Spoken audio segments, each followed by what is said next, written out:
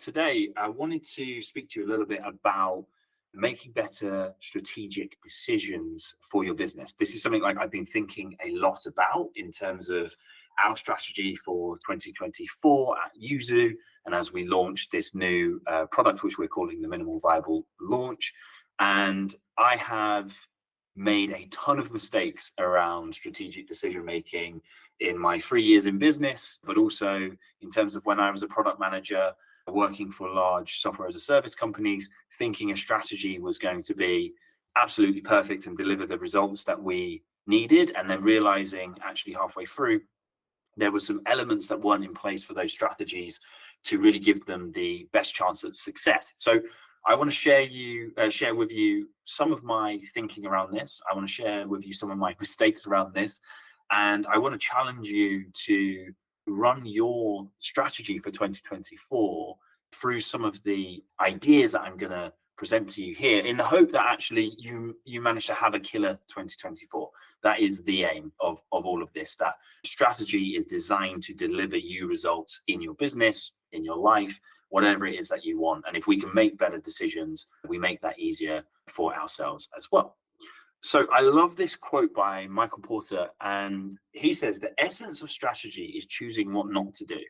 And I've got a couple of people that work with me in Yuzu within this meeting today, and I'm sure they're all going to be laughing to themselves, because one of the biggest mistakes I've made in strategic decision making, and strategizing how we're going to grow our business over the years is I always want to do so much. I'm always beating myself up for not doing enough, for not moving fast enough, for not developing fast enough, which ends up with me lumping on more and more initiatives that we should be executing. And that is very difficult for anyone who works alongside with you to keep up with.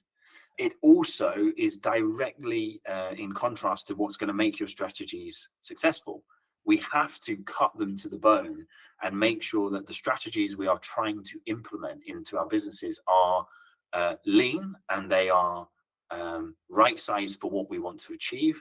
And there isn't extra fluff and fun, interesting things that we pile on top of those strategies, because that's ultimately one of the things that really trips us up within this strategic decision making.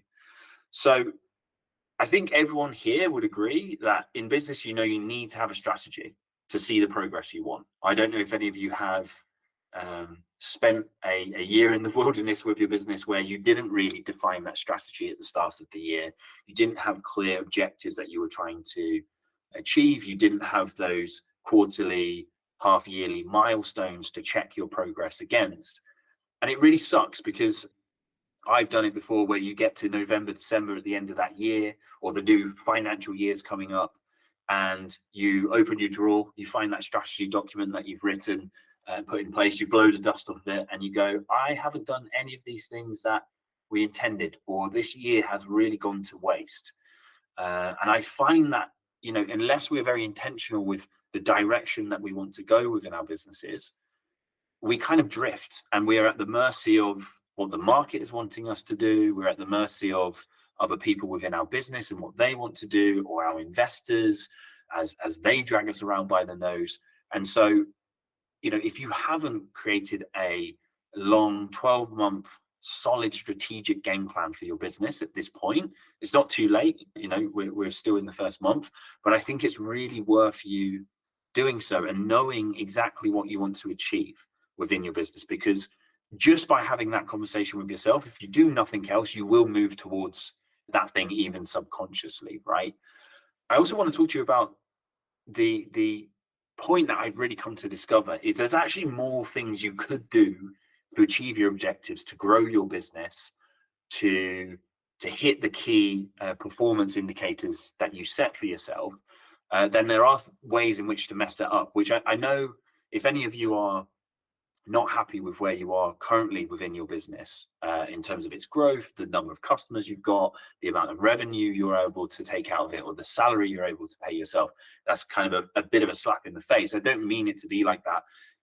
What I mean is there is a ton of things you could do, but we actually get sidetracked by doing the things that are not aligned with the actions which would allow us to achieve those objectives. So we need to be clear where we want to go. We need to be clear on the things that we are going to do. And we're going to dig into a little bit later within this presentation of how you stick to doing those actions you set out to do. Because if you just did that, you would achieve your objectives. I love this quote from Alice in Wonderland, which I think about quite a lot, which is, would you tell me please which way I ought to go from here? Alice is asking the cat which way she needs to go. And he responds with something which I think is so astute for us to think about as entrepreneurs, as business owners, right? I can't tell you which strategy is going to work in your business. You can have no advisor come in and give you a great strategy, or your investors are going to struggle to advise you on what you want to do unless you know where you want to go. If you want to significantly increase the amount of customers that you serve, that's a very different direction to, we want a half-hour amount of customers, but we want to double our price. We want to deliver bigger results, better results, but we want less customers, right? So you owning the direction of where you want to go is almost the measuring stick, which you can then look at these different strategies, these 1,000 different things that you possibly could do to achieve that. It enables you to judge them, and it enables you to interact and speak with believable experts who have experience in delivering that kind of strategy, and get valuable advice from them. Because, I found in my growth, as a founder of a business, that when I haven't been clear on a direction I want to go in, and I interact with people who are advisors, consultants, business coaches, etc., that I can get really blown off course, because I'm not able to resist their suggestions and work out whether that actually moves me in the direction I want to go in or not. I'm at the mercy of where they want me to go.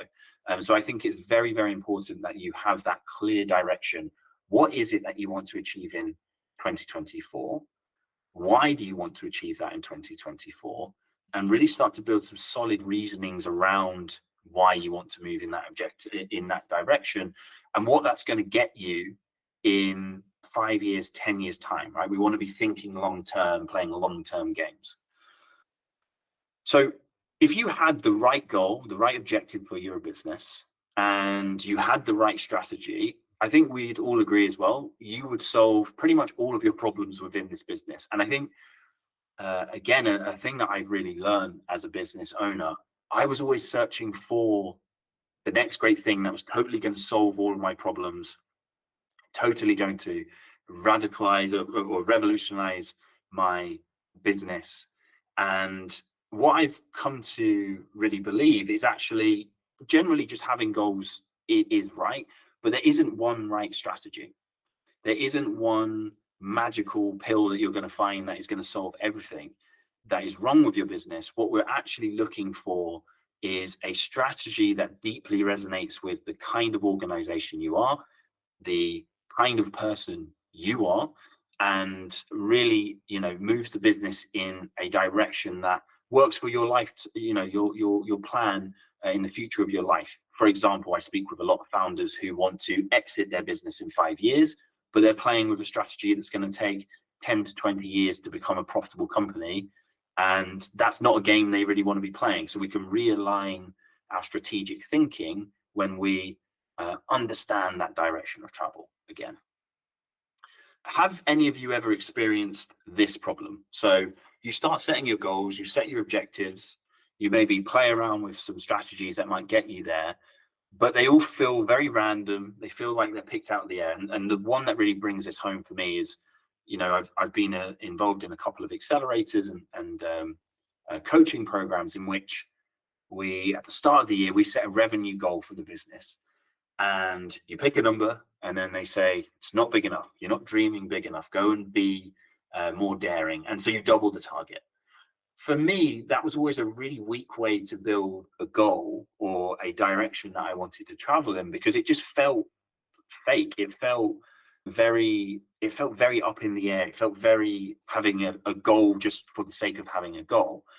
And so I want to teach you in this presentation as well a little bit around how we can build conviction in the goals that we've set, because you need that conviction. Because when I set those last year, I had a revenue goal of £400,000 in gross revenue for Yuzu. That was set because I was asked to double it within a coaching session, which I did. And I told everyone about that goal. Happens to break down nicely into £33,000, £333, like directly. And so I was telling everyone that's our monthly revenue goal, but we were nowhere near achieving that. I didn't really believe it was possible. I definitely didn't need that amount of revenue for the current amount of employees we've got or the current things that I want to do in my life.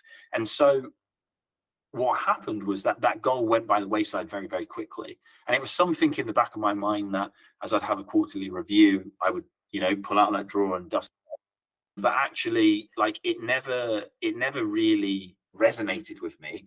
And therefore it never really had any effect on the strategic direction of my business because I didn't really believe in hitting it. I didn't even really want to hit it at that point. So we'll talk a little bit about how you can build strategies that are going to resonate deeply with you, that reflect the reality of your business. And this has to come from you. Don't let anyone just double your objectives or your targets for the sake of dreaming bigger, because it isn't going to work. And it might make them feel good about how much they're trying to make you strive to grow within your business, or it might make your investors feel very happy with the revenue that they think they're going to get out of your business in a couple of years. But in all honesty, it is never going to have a true effect on your business because you are going to forget about that goal very, very quickly. So many of you are in software businesses, so you'll know what I mean by pivot here. Those of you who are in more service-based businesses, when we're talking about this idea of pivot, we can get into a space within our business where we haven't set that clear strategy. We haven't understood the objectives that we really have. We haven't understood the little tests of validation of our strategy that we want to see along the way. And we can find ourselves like a bit lost within the wilderness here, where we are pivoting repeatedly every few months. We are changing the strategy. We're changing what we're trying to do.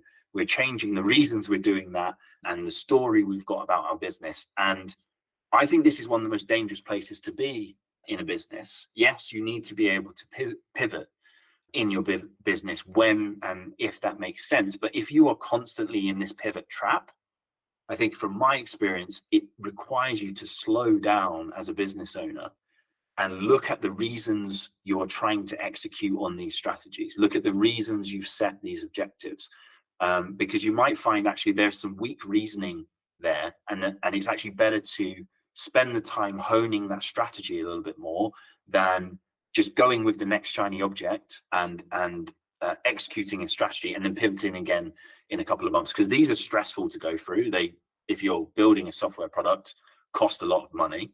If you're building a service, okay, it's less painful, but it also confuses your customers massively if you're constantly changing the story that you have about the business and where you're going. So I talked about shiny objects just a second ago. How many of us in this room operate like one of these guys here, where we are constantly after the next shiny object? I know, like, I am massively guilty of this, where I read a new business book, listen to a new podcast, or binge watch over the weekend, and suddenly I find the new shiny object that I feel like if we just pivot the business and we execute on this strategy, then all of our woes will be solved. And my experience in doing this now for the last couple of years is this is absolutely deadly to your business. Like, new shiny objects are the things that will kill your business, because it really scares the hell out of your team. We come in as founders, and I think my team describe me sometimes as like experiencing me like a bull in a china shop. I go away at the weekend, we've got alignment on a strategy, we've got a vision, everyone knows what they're going to do as part of that role. I read something over the weekend and I'm like, that's it. It's AI video direct messages on LinkedIn. That's how new strategy for customer acquisition.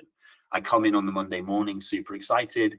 The team enter the strategy meeting that we have once every week. And they're like, oh no, Lee's gone on another wild rampage around YouTube and found the next innovation that we totally need to put in place. And so I want you to recognize if you are like that, and I think if you're entrepreneurial, a lot of us are like that. This is why we ended up building businesses. Like, we like building things. We like creating new innovative products or services. But so often the strategies that have worked for us and in our business, and I have seen work in other businesses, they're not the crazy shiny new things. They are the tried and tested, kind of boring things that we all know deep down, if we just did that activity repeatedly and we stuck that out for a year, we would achieve the objective. We'd probably overachieve that objective.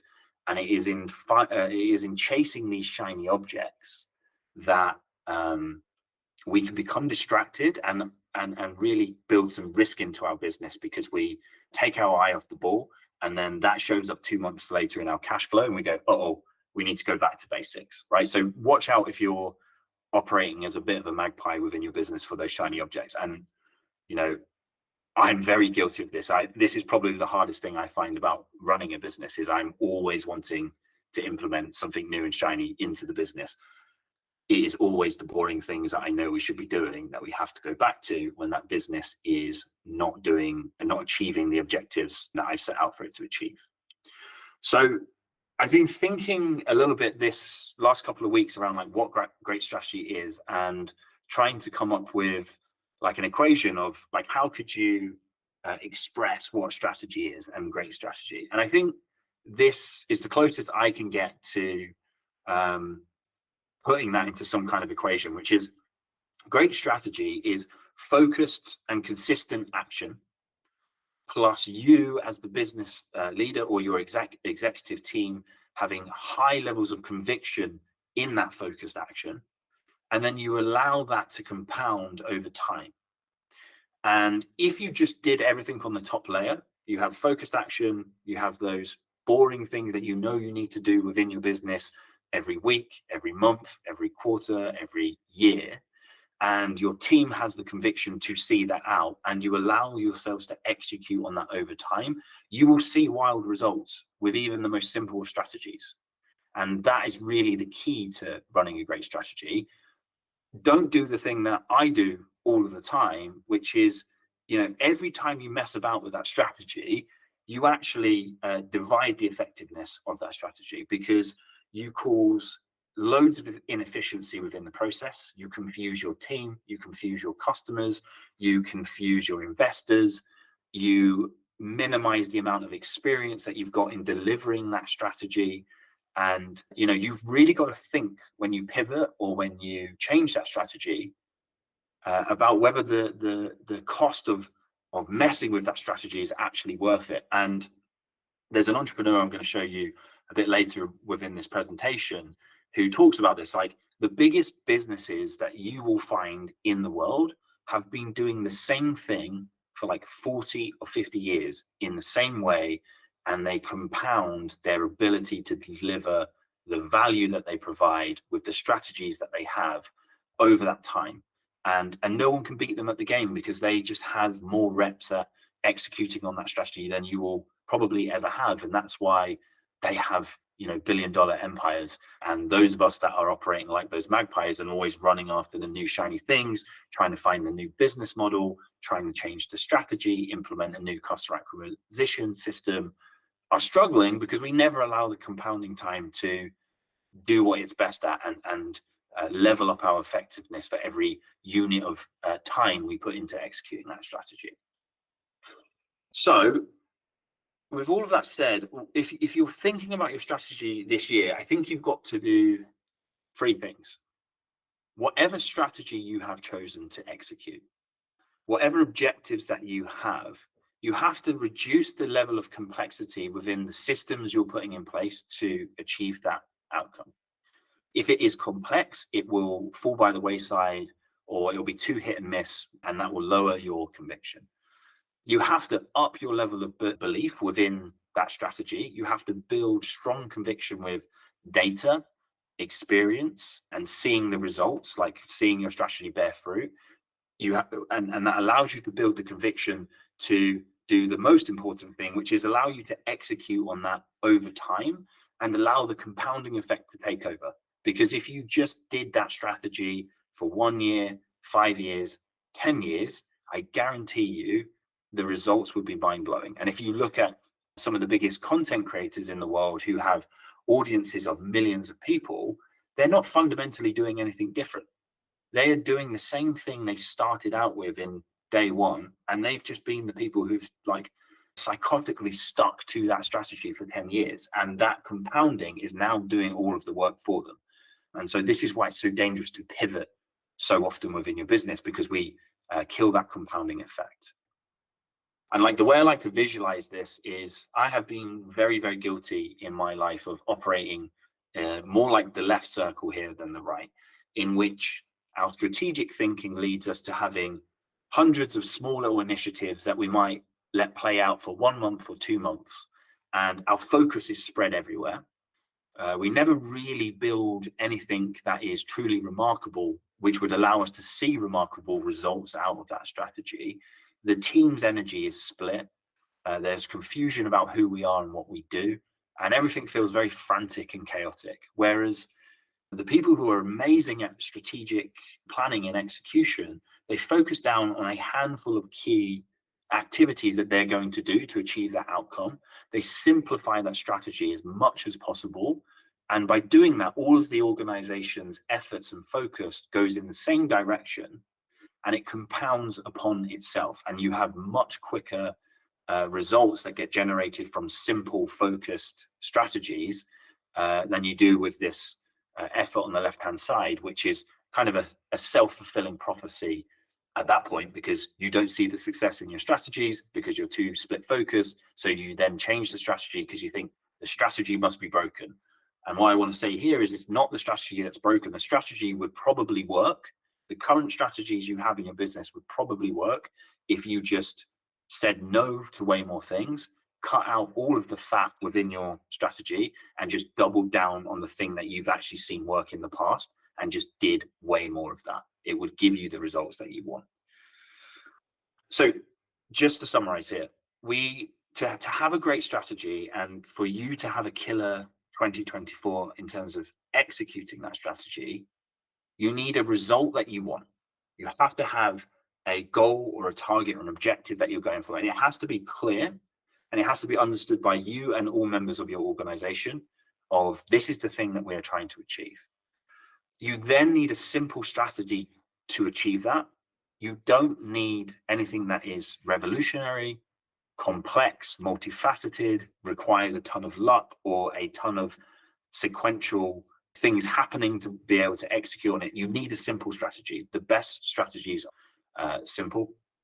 And then you need a good mental model of why you're executing that strategy. And mental models are the things that I've learned about in the last 6 months. And it's something, I've always understood somewhat, but really leveled up my understanding of what a mental model is in the last 6 months. And these are the things that I'm now seeing the entrepreneurs that I want to emulate and I most want to be like. They use these things all of the time. And I don't hear a lot of people who are running smaller businesses talking about the mental models that they're currently experimenting with. So I want to show you what some of those look like as well. So again, we want to build a strategy that you have strong convictions in, that are loosely held, so that you can look at the data, you can make little tweaks, make tiny little pivots, but it's not a 180. It's not spinning out a new strategy. It's looking at the data and then improving in the same direction of travel to execute on that strategy. So look, what are mental models? Because I don't think that makes too much sense in terms of a term, right? The best strategies that I've found are simple mantras, and they are able to be boiled down into simple descriptions of what they are and or simple diagrams of what that strategy is. And if you can actually describe to me your strategy with one of these diagrams, I'm sure you've all seen them. If you've been in a workshop with me at any point in time, I have drawn one of these for you, probably to puzzle faces before I explain what it means. But you see these matrices or the squares, pyramids, seesaws, steps, ladders, circles, all of this stuff, which is a distillation of a complex idea into its simplest form. And if you can hang your hat on a strategy that you're trying to execute, and you can describe it in simple sentences and or a diagram, this is where I start to have real confidence that the understanding is in place from a founder or an entrepreneur of what they're doing and why, because they're able to describe why they're doing this in simple terms. And so you want to challenge anything you're doing. If you don't really know the reasons you're executing on your strategy, you're not going to have that high conviction. And that high conviction is absolutely essential to give you the staying power to compound the results over time.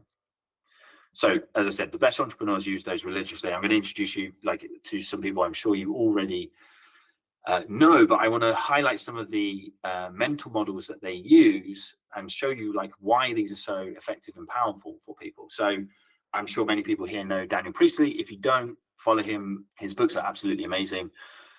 He has a mental model that if there is stress within the business, if you as the founder are not happy with the results that you've got, if you are feeling like a pressure on recruitment or raising investment or acquiring customers, cash flow, lead generation, anything, he has a mental model where he goes into the mindset of stress equals an asset deficiency within the business. And any stress in the business can be traced back to a key asset that is missing within the business. And what do we mean by asset here?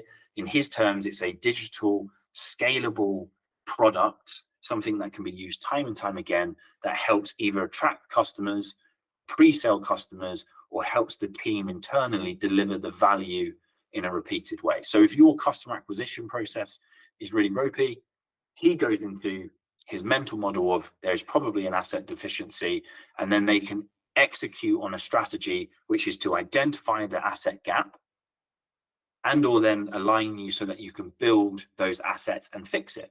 And this comes from his experience of working with thousands of businesses time and time again. But this is why when you have those mental models and you have a high conviction that that mental model works, this is going to allow you to execute on that strategy effectively, because you can simplify very complex situations down into these types of mantras. Sam Ovens, I don't know if any of you will know Sam, but I'd highly recommend his YouTube videos. Probably one of the most clever people I've ever listened to. Very intense person. He actually scaled a business to 18 million in annual recurring revenue with one person, which he does not recommend because he said that nearly killed him. But he has many mental models of which he shares freely online, so you can go and find these. But he has one that I love that I think we could all do with embodying a little bit more, which is focus on finding those asymmetric returns. And what he means by this is, and I'm sure many of you are doing this, especially if you're early stage within your business, is for every unit of effort that we put in to executing a strategy, we shouldn't be looking for one unit of result out on the other side. We should be looking for asymmetries of, if I do this, it's going to 10x my return on the time that I put into it or the money that I've invested into it. And the businesses that scale wildly do this consistently. And the way I would describe this to you is, let's say your customer acquisition strategy for 2024 is to sit on LinkedIn for half an hour every day. You're going to connect with people. You're going to get 40% of those say yes, and then you're going to send them a nice directed message, and you're going to try and get them to come along to a workshop or something like this, right? That is not a asymmetric return, because actually you're forever going to have to put in place your time to connect, message, and then have a handful of people come through to that workshop, and then hopefully some of those become your customers. The asymmetric version of that might be, and it takes a little while to think of these, but it's a good way to evaluate your strategy. The asymmetric return would be, well, instead of doing this one-to-one, how about I record the workshop that I'm going to give? We build a really incredible landing page and a really incredible teaser video for what's going to happen within that workshop. And then we use Facebook adverts to drive thousands of eyeballs across that. And we can just repeat that again and again and again and again. And it doesn't require time. It kind of becomes quite mathematical in terms of the return on investment we get from that. And that would be the asymmetric return, right? Because you could spend that 10, 20 hours a month doing that process where you're selling to people in their DMs one-to-one. But it never allows you to build assets in your business that are freeing you up from that input that you have to be putting in to get the output. Whereas if you spend that 20 hours in 1 month to build an automated, repeatable client acquisition pipeline, the asymmetry is huge, especially if you, again, allow that strategy to play out over time.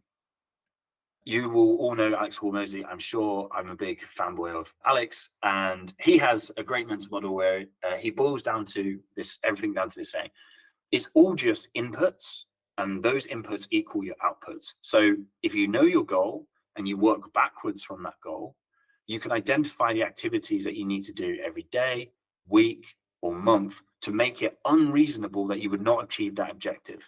I love this way of stating stuff because I can boil down my diary daily with any strategy that we put in place to say, well, what do we have to do hourly, weekly, daily, whatever it is that makes sense for the unit you're trying to measure to just achieve that. And again, this is a demonstration of why these mental models are so great for you as business owners to develop, because anytime he's not getting the output or not achieving the objective that he wants, he goes into the mental model and the framework that he's developed of it must mean that the inputs that we're putting into this process are either not good enough or the activity is not high enough. And therefore, if we just focus on that, we will get the strategy right and we will execute in a way that makes sense and gets us the results that we want. And then finally, Elon Musk's 5 engineering principles, which I probably look at every time we develop a product. I think these are absolutely genius. He has the model of, which you can run your strategy through, which is the requirements that you think you have for building your product, acquiring those customers, whatever strategy it is, they are probably dumb. They're probably wrong. They're probably based on assumptions or the way things have always been done. And if you really challenge those assumptions, like I say to my team here at Yuzu, like, I want you to be like an annoying 4-year-old and ask me why all the time, because I guarantee you tons of the stuff that I'm directing us to do in our strategy is just because someone else has told me that's the way it works. Someone else has shown me that's the way it works. And actually, is that the way it works? And if we challenge those assumptions, we make the requirements less dumb, can we actually find those asymmetric returns that we talked about earlier with Sam Robbins' mental model? He has a process as well. Look like Chris. Yeah, thank you, mate. Thank you very much. He has a process as well of like deleting parts and processes. So I was talking to one of you guys about some new features that you want to develop in your product coming up. And actually, they were thinking we need to go through this expensive development process to deliver this value to the clients. I would say if you went through these 5 engineering principles as a mental model on your strategy to deliver that, you'd probably find you don't need to develop anything, and you could create a white glove, high touch service that you deploy alongside your software to bring cash into the business that then funds the development of the automated service. And you'll notice that Elon Musk, in all of his wisdom, only automates as the very last part of his service. You have to make it less dumb, delete as much of it as possible, simplify, go faster, and then and only then can you automate. So these guys, they are multi-hundred, like millionaires up to billionaires, world richest man.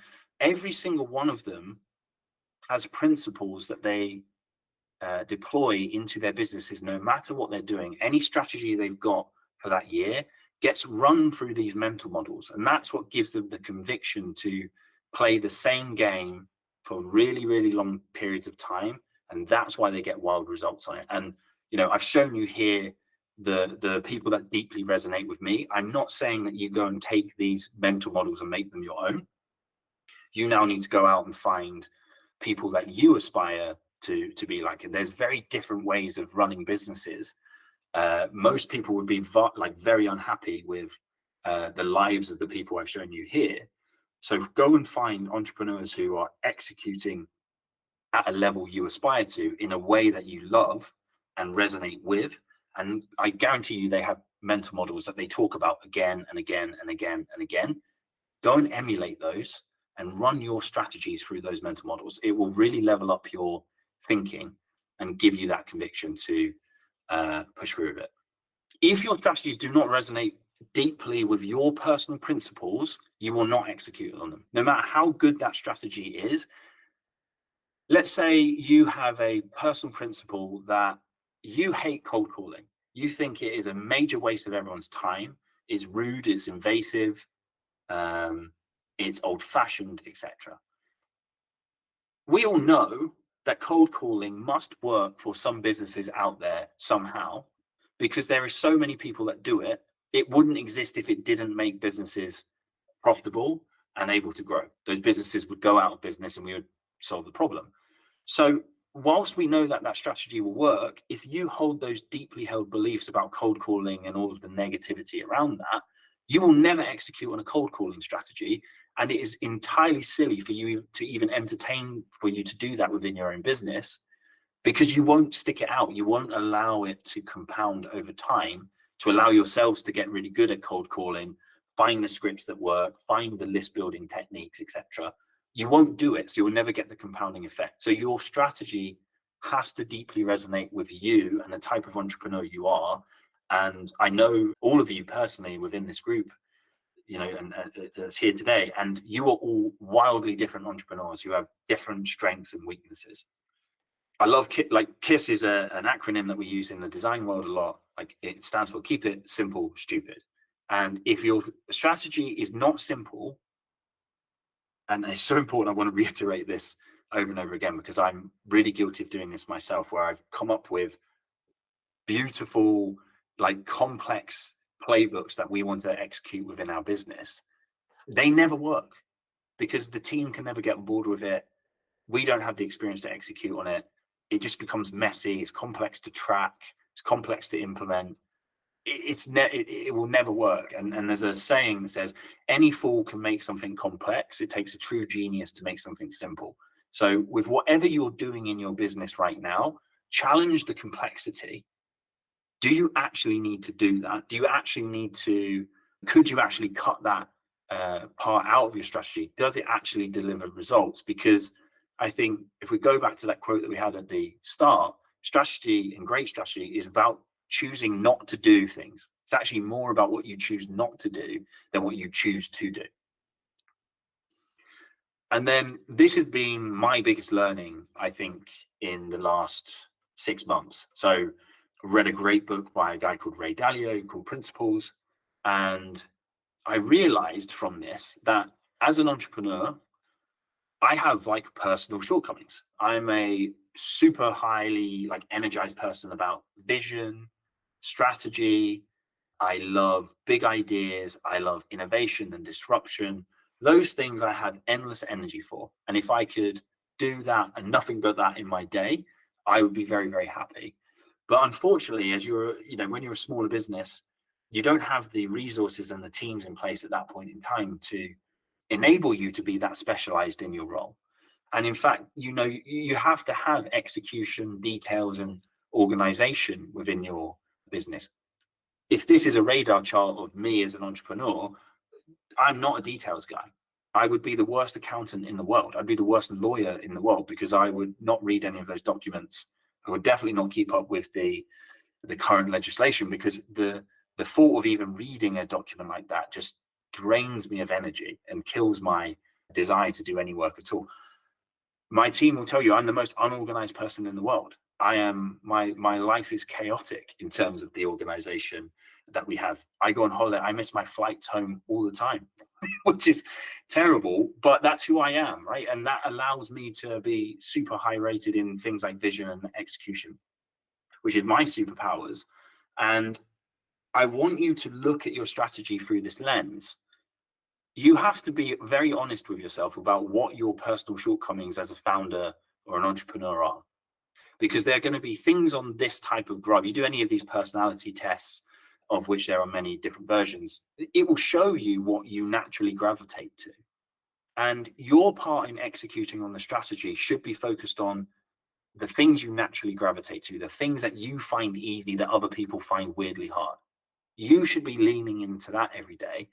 And then you should recruit either suppliers and or team members who are diametrically opposed to the kind of entrepreneur you are, to plug your gaps. So the team that I've built now here in Yuzu, super detail oriented.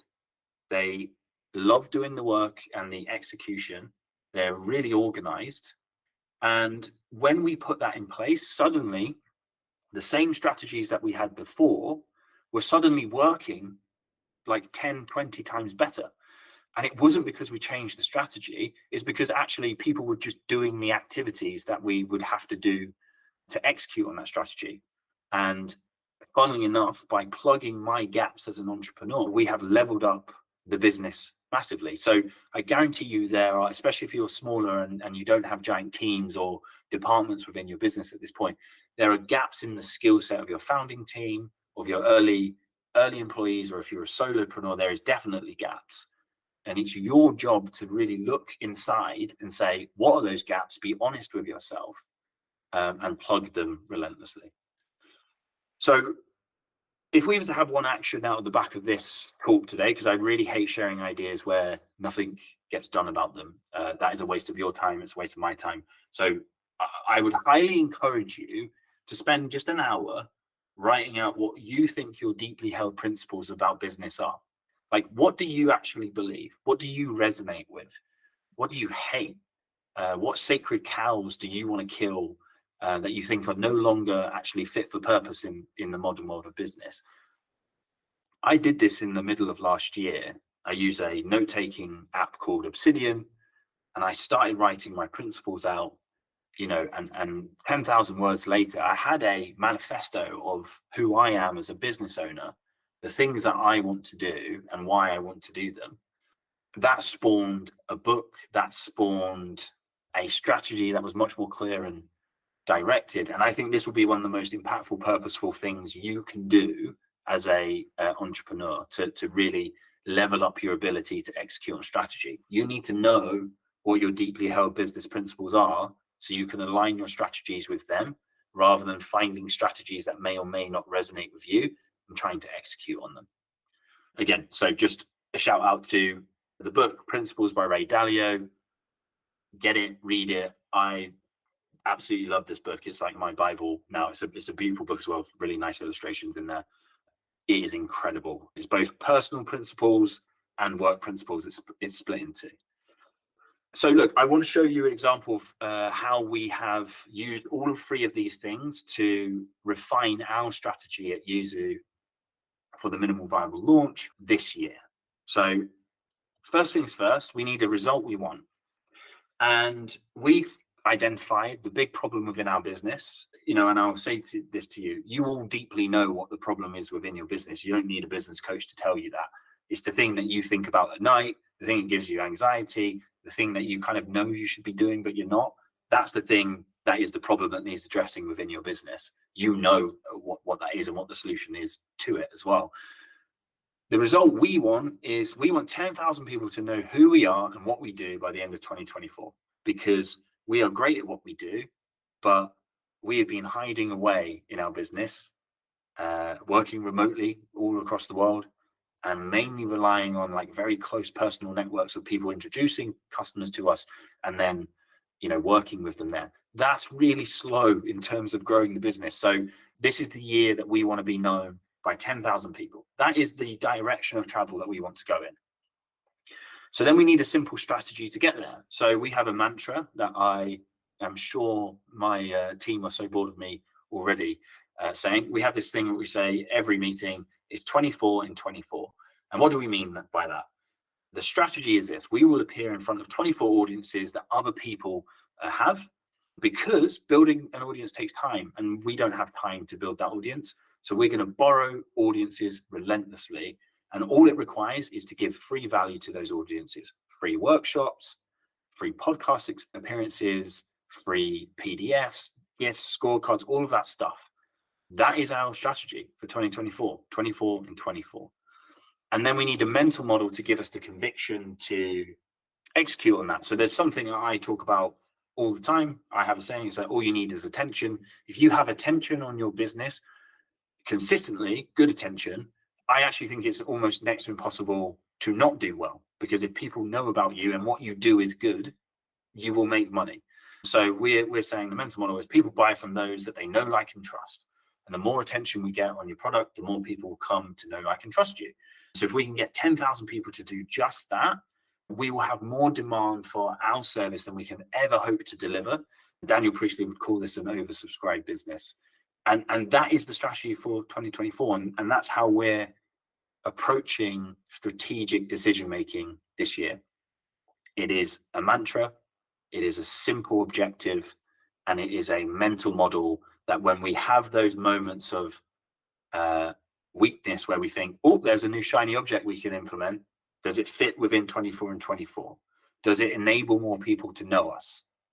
Does it get us the attention that we want? If it doesn't, it needs to be dropped.